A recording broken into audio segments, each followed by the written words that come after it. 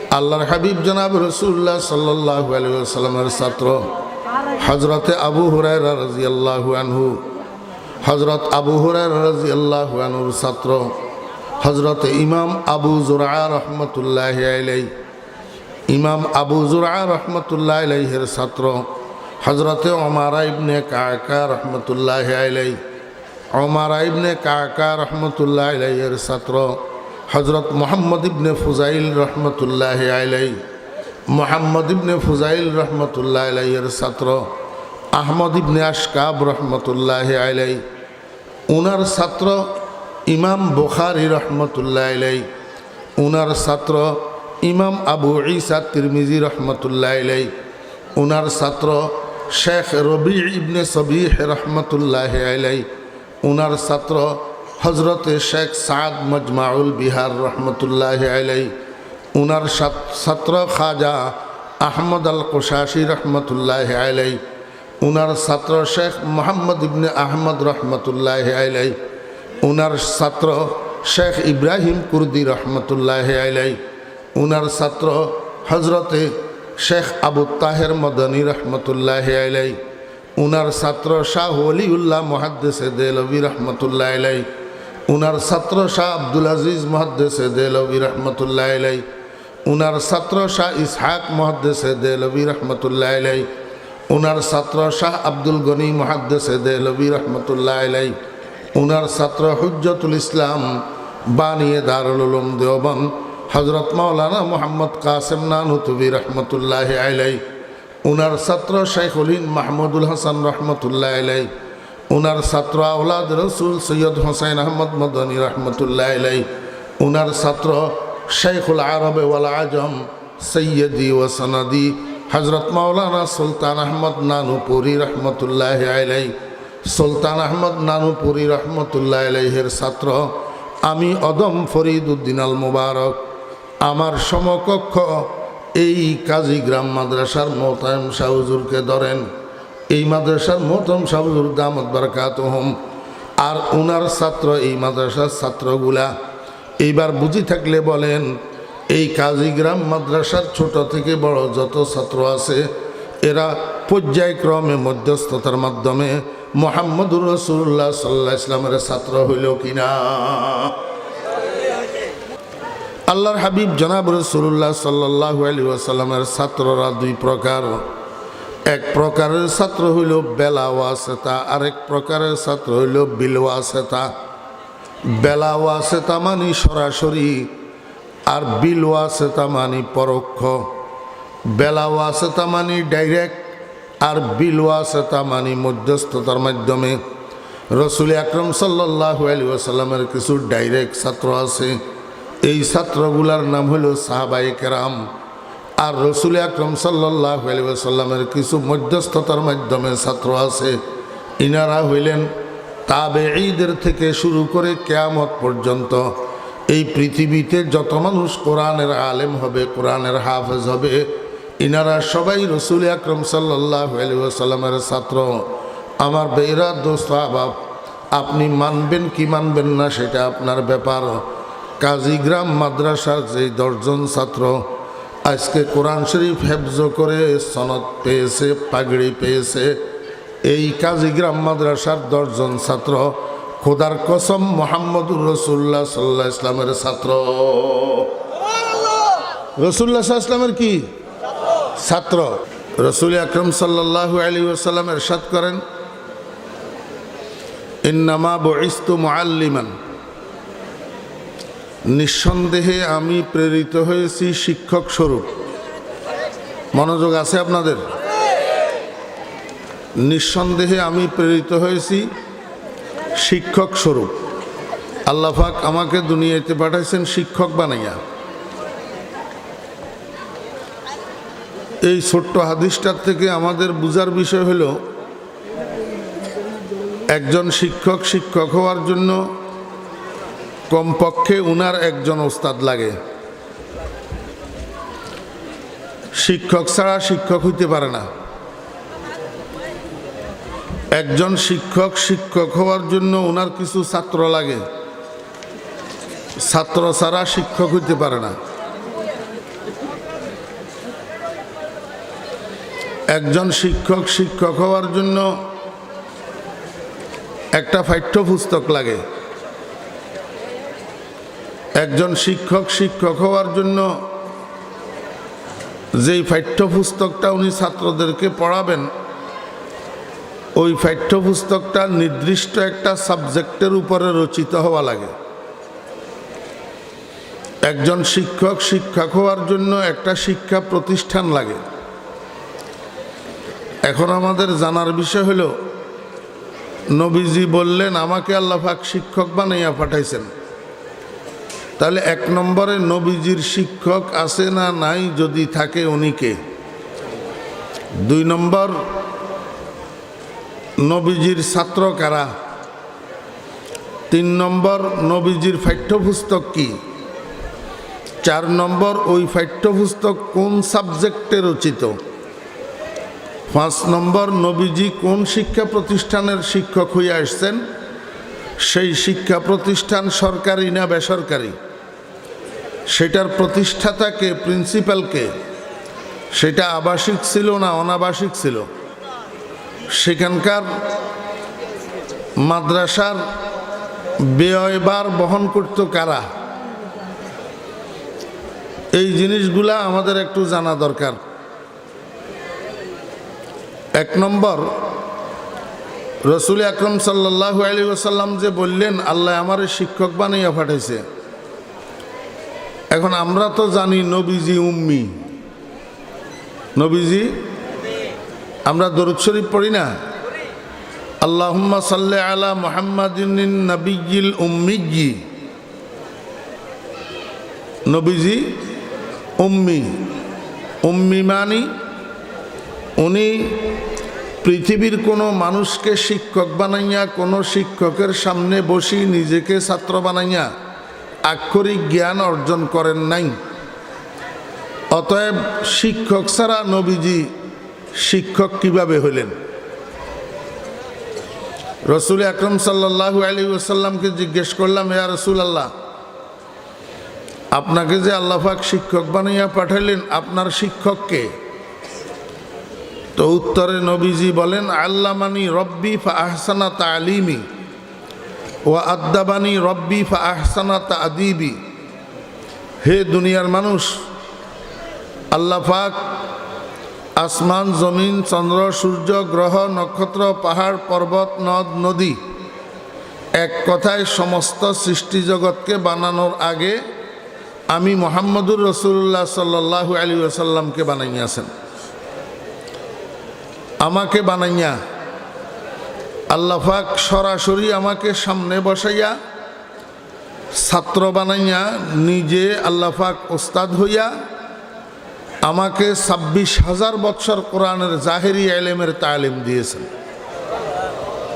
কয় হাজার বৎসর? 26,000 বৎসর। আল্লামানি রব্বি। আর 26,000 বৎসর কোরআনের বাতেনি ইলমের তালিম দিয়েছেন আদ্দাবানি রব্বি। সর্বমোট 52,000 বৎসর কোরআনের জাহেরি বাতেনি ইলমের তালিম দিয়া আমার সিনাটাকে জ্ঞানের পরিপূর্ণ ভান্ডার বানাইয়া আল্লাহ পাক আমাকে রিজার্ভ রেখেছেন, দুনিয়াতে পাঠান নাই। কেন পাঠান নাই? আমাকে তখন শিক্ষক বানাইয়া যদি দুনিয়াতে পাঠাইতেন, তো আমার ক্লাসের ছাত্রগুলা অর্থাৎ দুনিয়ার মানুষগুলা তখনও পর্যন্ত আমার ভাষা বুঝার, আমার সম্বোধন বুঝার উপযুক্ত ছিল না। দেখেন, একজন বিসিএস ক্যাডার, আপনারা এখানে অনেক শিক্ষিত ভাইয়েরা আছেন, অনেক স্কুল কলেজের ছাত্র ভাইয়েরা আছেন, মনোযোগ সহকারে শুনেন। একটা বিসিএস পাশ করা লোক, ওনাকে যদি আপনি ক্লাস 2 ক্লাস করার জন্য যদি ক্লাস 2 ক্লাসে পাঠান, তো ওই ক্লাস 2 ছাত্ররা ওই বিসিএস ক্যাডারের কথা বুঝবে? যেই লোকটা 100টা ওয়ার্ডের মধ্যে 75টা ওয়ার্ড ইংরেজি বলে, 75% ইংলিশ ওয়ার্ড বলে, তো এই ক্লাস 2 ছাত্ররা এই লোকটার কথা বুঝবে? যেই দরের ছাত্র সেই দরের শিক্ষক হইতে হবে না? আল্লাহর হাবিব জনাবে মুহাম্মদুর রাসূলুল্লাহ সাল্লাল্লাহু আলাইহি ওয়াসাল্লামকে আল্লাহ পাক দেরিতে দুনিয়াতে পাঠালেন কেন? একেবারে আদম আলাইহিস সালাম থেকে কিয়ামত পর্যন্ত গোটা যুগটা 3 ভাগে বিভক্ত। আদম আলাইহিস সালাম থেকে কিয়ামত পর্যন্ত গোটা যুগটা কয় ভাগে বিভক্ত?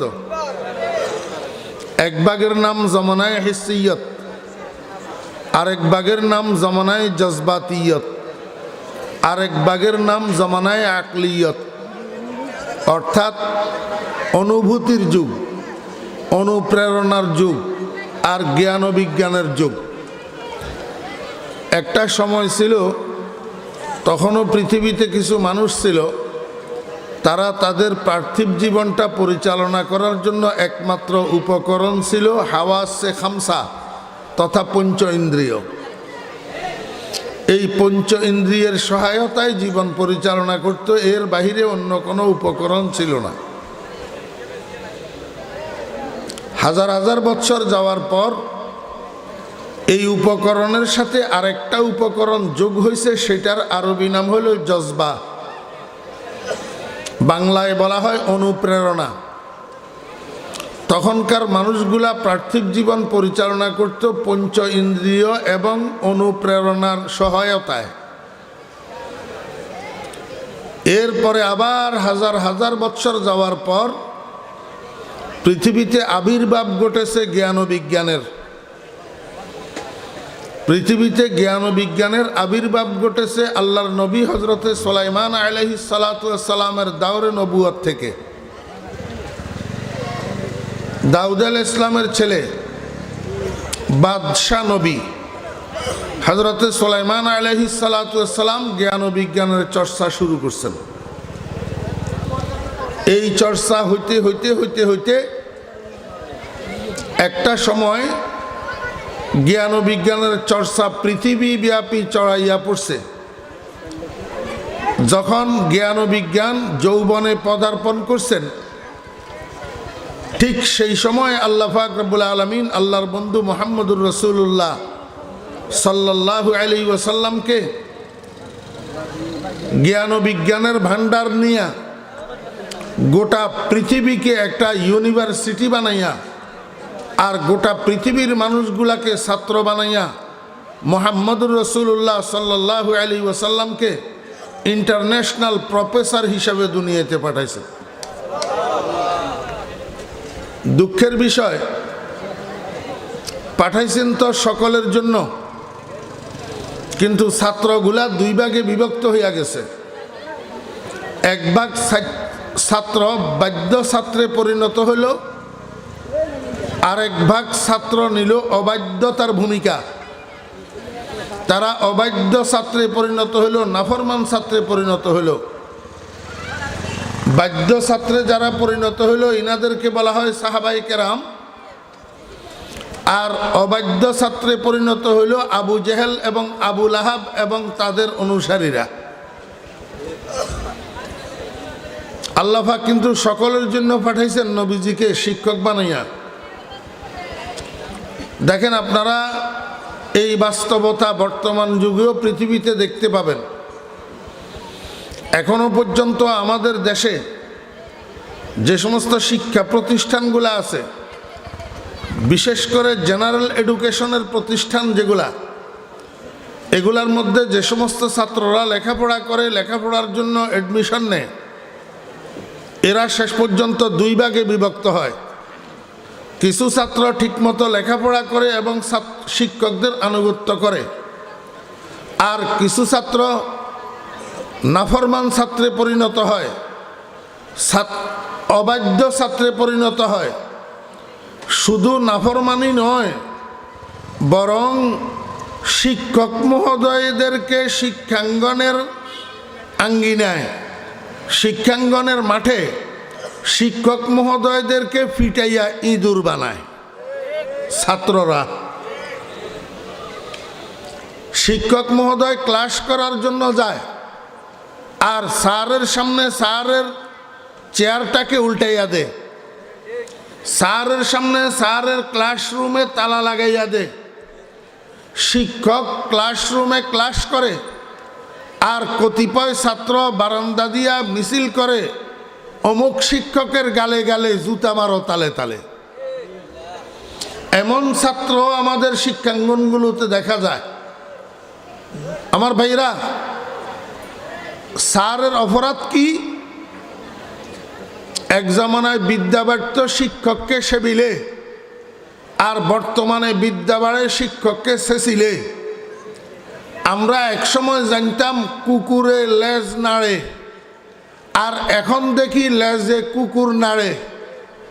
এক সময় শিক্ষক দ্বারা ছাত্র পরিচালিত হইতো, আর তথাকথিত ওই শিক্ষা সিস্টেমে এখন লেজে কুকুর নাড়তে চায়।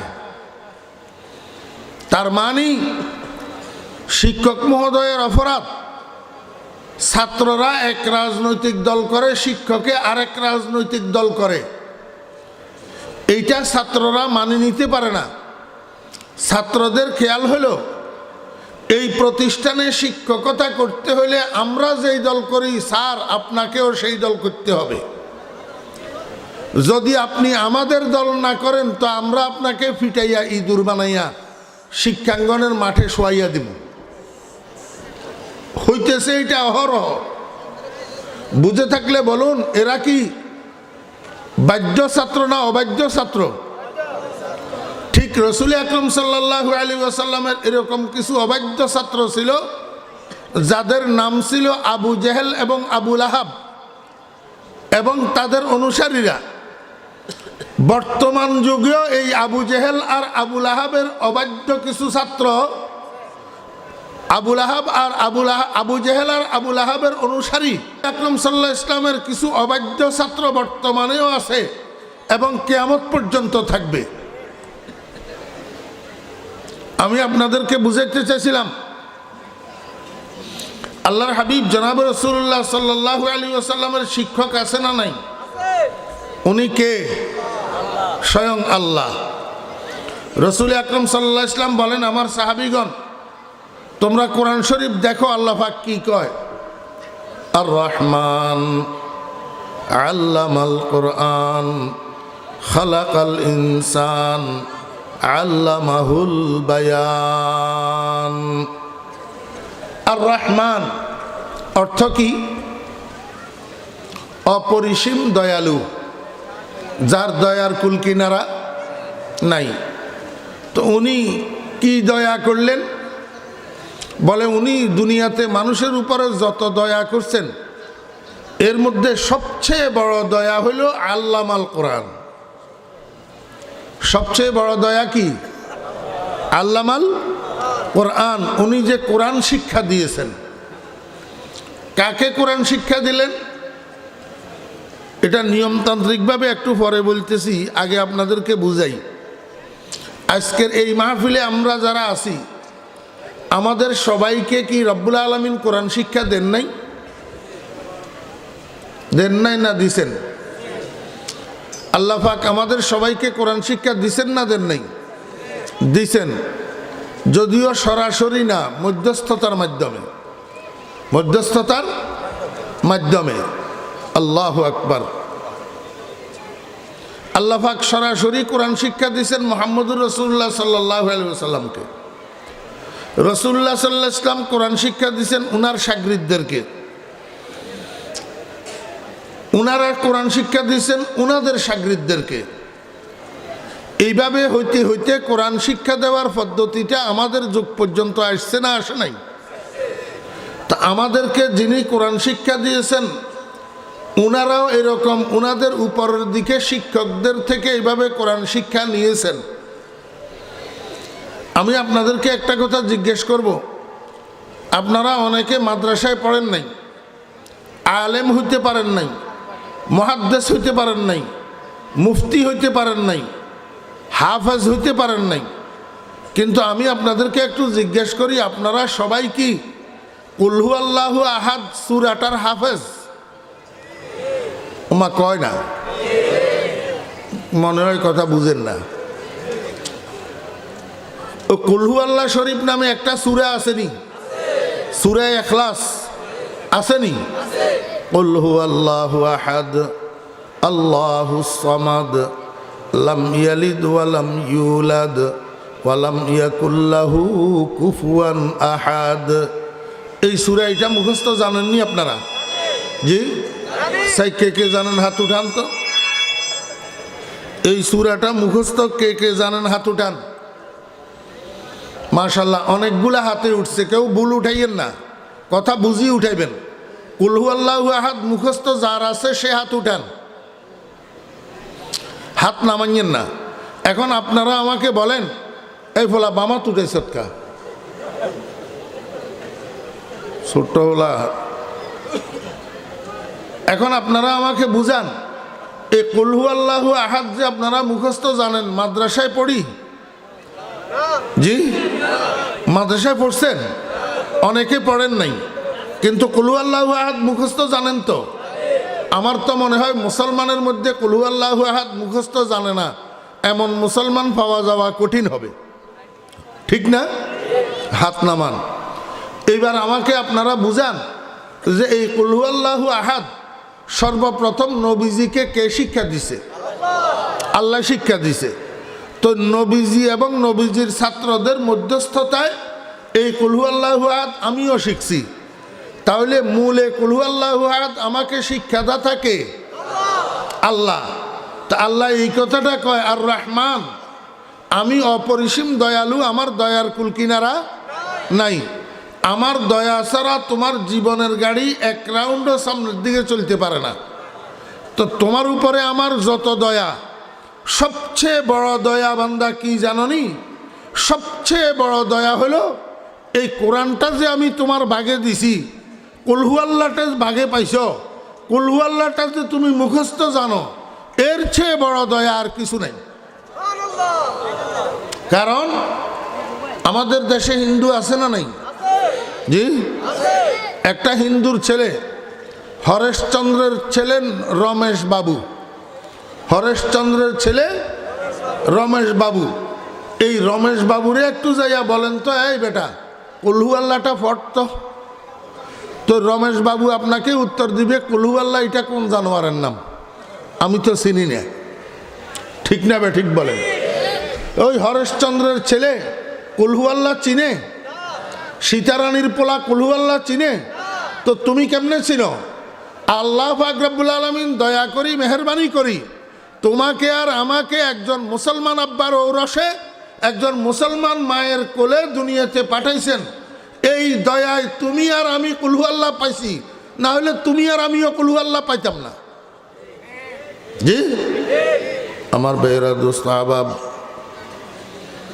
আল্লাহ পাকের এই দয়ার শুকর যদি আদায় করি, কিয়ামত পর্যন্ত হায়াত পাইয়া কিয়ামত পর্যন্ত যে সিজদায় পড়ে থাকি, আল্লাহ পাকের শুকর আদায় করা শেষ হবে না। अगर उम्रे कुनम नेमत शुमारी नया रम कर दनुरा हक गुजारी आसमा बारे अमानत न तवानस्त कशीद कुराए फाल बना में मन दीवाना जदन।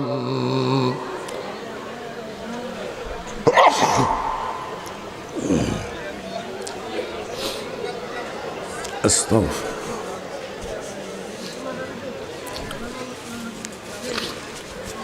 এই সমস্ত কথাগুলা বুঝার জন্য ফারেগুল বাল হওয়া লাগে। এখন আপনাদের আমাদের সকলের মধ্যে টেনশন, রাত বেশি হয়ে গেছে, বেশি হয়ে গেছে, বেশি হয়ে গেছে, এই একটা ফেরেশানি ভিতরে কাজ করতেছে। এই জন্য কথা ভিতরে ঢুকতে চাইতেছে না। ও যুবক তরুণেরা, কাজীগ্রাম এবং অত্র এলাকার যুবক তরুণরা খুব খেয়াল করে দেখো, তুমি আর একটা ছেলে তোমার বন্ধু, সেটা কিন্তু হিন্দু, দুজন একসাথে চলাফেরা করো। তুমি আলহামদুলিল্লাহি রাব্বিল আলামিন আর রহমানির রহিম সূরা ফাতিহা মুখস্থ জানো, সে জানে না, সে জানে না। তুমি যে জানো, কেমনে জানো? আর রহমান, আল্লাহ পাকের দয়া, আল্লাহ পাকের দয়া। আল্লাহ পাক যত দয়া দুনিয়ার মানুষের উপরে করছেন, এর মধ্যে সবচেয়ে বড় দয়া হলো কোরআনে কারীমের তালিম। কোরআনে কারীমের তালিম। ও ভাইয়েরা, আমাদের গ্রামের মধ্যে আমরা অনেক মুরব্বী আছি, 5টা 7টা ছেলের বাপ। একটা ছেলে ইঞ্জিনিয়ার, একটা ছেলে ডাক্তার, একটা ছেলে ব্যারিস্টার, একটা ছেলে পাইলট, একটা ছেলে অমুক, একটা ছেলে তমুক, একটা সৌদিয়া থাকে, একটা লন্ডন থাকে, একটা আমেরিকা থাকে, একটা জাপান থাকে। আমার ভাইরা, দোস্ত আবাব, আমি আপনাকে বলবো, আপনার চেয়ে মূল্যবান আর মর্যাদাবান ওই রিক্সার ড্রাইভার, যেই রিক্সার ড্রাইভারের ফোলাটা মাদ্রাসায় পড়ি একজন মুফতি হইতে পারছে, মুহাদ্দিস হইতে পারছে, একজন হক্কানি আলেম হইতে পারছে। আপনার 5টা 7টা ছেলে ডাক্তার ইঞ্জিনিয়ার হইলেও আপনার চেয়ে দামি আল্লাহ পাকের রহমত প্রাপ্ত ওই গরিব চাষি মানুষটা, যার ছেলেটা হাফেজে কোরআন হইছে। কারণ এর চেয়ে বড় দয়া আর কিছু আল্লাহর নাই। আমার ভাইরা, দোস্ত আহবাব, আল্লাহর হাবিব জনাব রাসূলুল্লাহ সাল্লাল্লাহু আলাইহি ওয়াসাল্লামের ছাত্ররা 2 প্রকার। এক প্রকারের ছাত্র হইল বেলা ওয়াসিতা, আরেক প্রকারের ছাত্র হইল বিল ওয়াসিতা। বেলা ওয়াসিতা মানে সরাসরি, আর বিল ওয়াসিতা মানে পরোক্ষ। বেলা ওয়াসিতা মানে ডাইরেক্ট, আর বিল ওয়াসিতা মানে মধ্যস্থতার মাধ্যমে। রসুল আকরাম সাল্লাল্লাহু আলাইহি ওয়াসাল্লামের কিছু ডাইরেক্ট ছাত্র আছে, এই ছাত্রগুলার নাম হলো সাহাবায়ে কেরাম। আর রসুল আকরাম সাল্লাল্লাহু আলাইহি ওয়াসাল্লামের কিছু মধ্যস্থতার মাধ্যমে ছাত্র আছে, ইনারা হইলেন তাবেঈদের থেকে শুরু করে কিয়ামত পর্যন্ত এই পৃথিবীতে যত মানুষ কোরআনের আলেম হবে, কোরআনের হাফেজ হবে, ইনারা সবাই রসুল আকরাম সাল্লাল্লাহু আলাইহি ওয়াসাল্লামের ছাত্র। আমার ভাইরা, দোস্ত আহবাব, আপনি মানবেন কি মানবেন না সেটা আপনার ব্যাপার। কাজীগ্রাম মাদ্রাসার যে 10 জন ছাত্র আজকে কোরআন শরীফ হেফজ করে সনদ পেয়েছে, পাগড়ি পেয়েছে, এই কাজীগ্রাম মাদ্রাসার 10 জন ছাত্র খোদার কসম মুহাম্মদুর রাসূলুল্লাহ সাল্লাল্লাহু আলাইহি ওয়াসাল্লামের ছাত্র।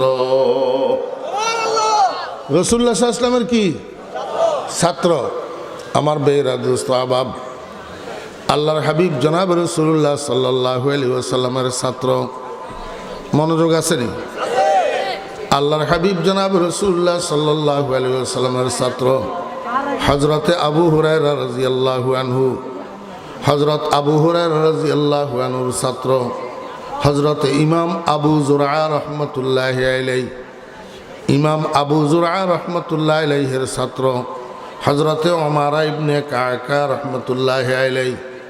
ওমর ইবনে কাকা রাহমাতুল্লাহি আলাইহির ছাত্র হযরত মুহাম্মদ ইবনে ফুজাইল রহমতুল্লাহি আলাইহি। মুহাম্মদ ইবনে ফুজাইল রহমতুল্লাহি আলাইহির ছাত্র আহমদ ইবনে আশকাব রহমতুল্লাহি আলাইহি। উনার ছাত্র ইমাম বুখারী রহমতুল্লাহি আলাইহি। উনার ছাত্র ইমাম আবু ঈসা তিরমিজি রহমতুল্লাহি আলাইহি। উনার ছাত্র শেখ রবি ইবনে সবিহ রহমতুল্লাহি আলাইহি। উনার ছাত্র হজরতে শেখ সাদ মজমাউল বিহার রহমতুল্লাহি আলাইহি। উনার ছাত্র খাজা আহমদ আল কোশাশি রহমতুল্লাহি আলাইহি। উনার ছাত্র শেখ মোহাম্মদ ইবনে আহমদ রহমতুল্লাহি আলাইহি। উনার ছাত্র শেখ ইব্রাহিম কুর্দি রহমতুল্লাহি আলাইহি।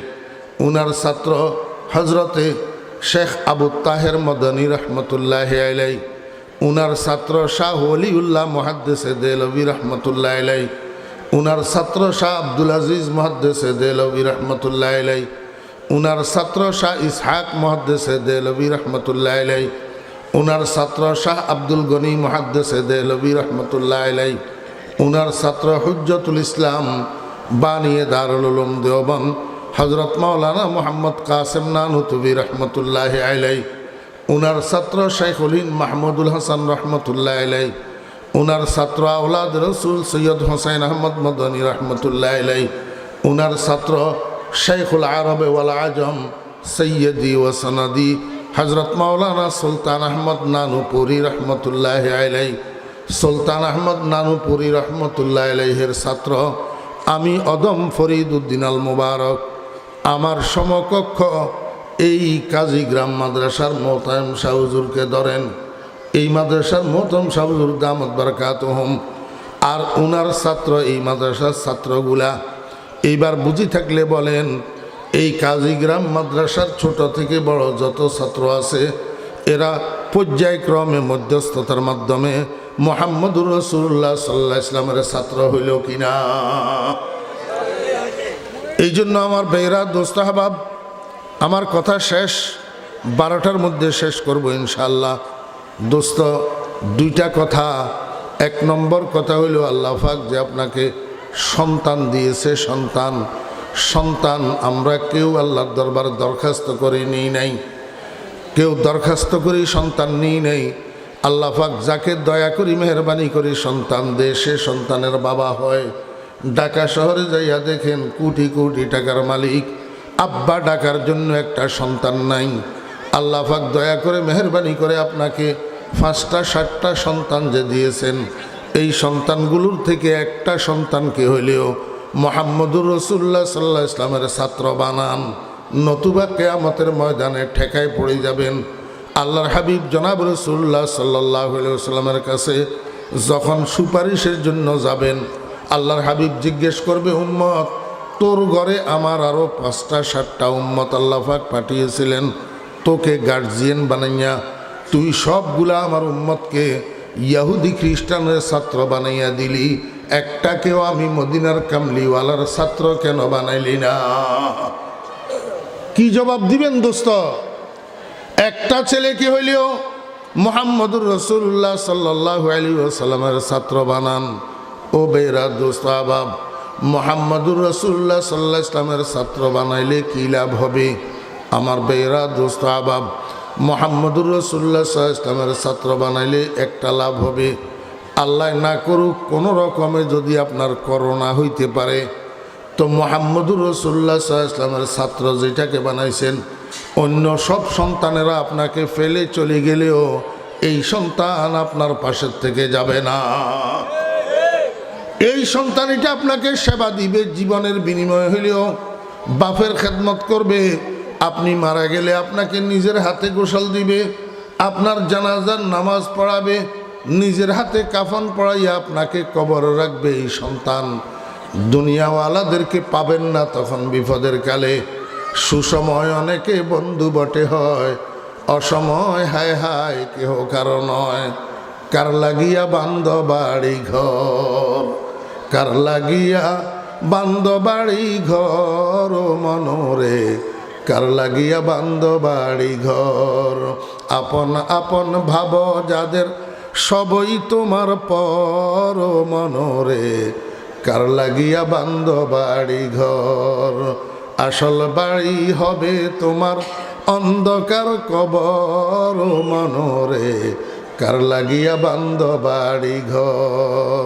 আমার বেরা দোস্ত আহবাব, জানাজার নামাজের ইমামতি করা তো দূরের কথা, আজকে যাদেরকে নিয়ে অহংকার করেন এদেরকে এক পাশে ডাকিয়ে আনি জিজ্ঞাসা করেন, বাবারা জানাজার নামাজের দোয়াটা তোমরা সহি শুদ্ধভাবে মুখস্থ জানো কিনা? দেখবেন 100 জনের মধ্যে 95 জন নাই। সব জানাজা পড়তেছে, বাবা মারা যাওয়ার পরে বাবার জানাজা পড়তেছে, সব ধোঁকা, সব ঠকবাজির জানাজা, একটাও শুদ্ধ করে দোয়া যান না। পরীক্ষা করে দেখেন না আমার কথা যদি ভুল হয়। আমার ভাইয়েরা দোস্ত আহবাব, একটা ছেলেকে নিজের গোসলদাতা বানান না। ও ভাইয়েরা দোস্ত আহবাব, দুনিয়াতে যত রোগ আছে সব রোগের মেডিসিন আছে, একটা রোগের মেডিসিন নাই। সেই রোগটার নাম হলো সাকরাতে মউত, মৃত্যু যন্ত্রণা। মৃত্যুর কষ্ট বড় কঠিন কষ্ট। ও ভাইয়েরা দোস্ত আহবাব, মৃত্যু যন্ত্রণায় অনেক মানুষের লাফালাফি শুরু হয়, সাইডা সাইডি শুরু হয়, জিব্বার উপরে কামড় পড়িয়া জিব্বা 2 খণ্ড হইয়া যায়। মৃত্যুর সিপে, আজরাইলের সিপে পেশাব পায়খানা বাইর হইয়া বিছানা ভর্তি হইয়া যায়। এমন কষ্টটা কিভাবে লাঘব হবে? আল্লাহর হাবিব জনাব রাসূলুল্লাহ সাল্লাল্লাহু আলাইহি ওয়াসাল্লাম বলেন, মা মিন মাইয়াতিন কুরিয়াত আলাইহি সূরাতু ইয়াসিন ইল্লা হাওয়ানাল্লাহু আলাইহি আও কামা ক্বালান নবী আলাইহিস সালাতু ওয়াস সালাম। দুনিয়ার মানুষেরা, দুনিয়ার ডাক্তারি যেখানে ব্রেক লাগে সেখান থেকে আমি মুহাম্মদুর রাসূলুল্লাহ সাল্লাল্লাহু আলাইহি ওয়াসাল্লামের ডাক্তারি মাত্র শুরু হয় যখন তোমার আব্বা আম্মার চেহারার মধ্যে মৃত্যুর লক্ষণ বেশি উঠবে। দেখবা তাড়াতাড়ি করে উজু করি কোরআন শরীফটা লইয়া মাথার পাশে দিয়ে যাইয়া বসো, কোরআন শরীফটা খুলি, শুরু করো আউযু বিল্লাহি মিনাশ শাইতানির রাজিম, বিসমিল্লাহির রহমানির রহিম, ইয়াসিন ওয়াল কুরআনিল হাকিম, ইন্নাকা লামিনাল মুরসালিন আলা সিরাতিম মুস্তাকিম। আল্লাহর হাবিব কয়, যেই মৃত্যুপথ যাত্রীর মাথার পাশে সূরা ইয়াসিনটা তেলাওয়াত করা হয় ওই মানুষটার শরীরের থেকে রুহুটা এমন আসানির সাথে বাইর হয়। একটা দুধের শিশু মায়ের স্তনে দুধ পান করতে করতে যখন ঘুম আসি যায়, ঘুমন্ত শিশুর মুখের থেকে মায়ের স্তন যে খুলে যায়, ছেলের যেরকম খবর থাকে না, সূরা ইয়াসিন পড়ুয়া মানুষটার শরীরের থেকে রুহুটা বাইর হয়েছে তার খবর থাকে না। আমার ভাইয়েরা, দোস্ত আহবাব, একটা ছেলেকে হইলেও সহি শুদ্ধ করি সূরা ইয়াসিনটা পড়তে পারে মতো তৈয়ার করেন না। আরে ভাই, সহি শুদ্ধ করি পড়তে পারবে কখন? যখন একটা ছেলে মাদ্রাসায় পড়বে, আলেম হবে আর হাফেজ হবে।